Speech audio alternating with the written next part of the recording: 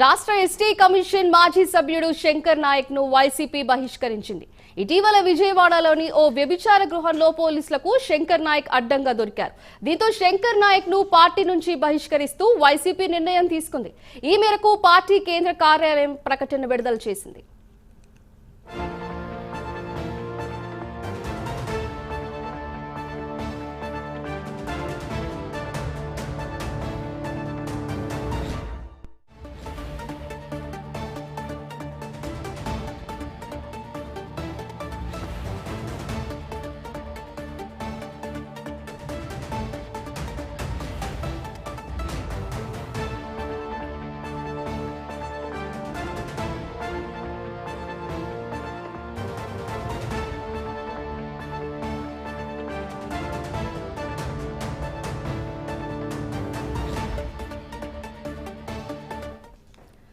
రాష్ట్ర ST commission మాజీ సభ్యుడు శంకర్ నాయక్ ను వైసీపీ బహిష్కరించింది. ఇటీవల విజయవాడలోని ఓ వ్యభిచార గృహంలో పోలీసులకు శంకర్ నాయక్ అడ్డంగా దొరికారు.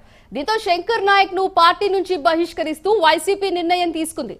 ఈ మేరకు పార్టీ కేంద్ర కార్యాలయం ప్రకటన విడుదల చేసింది.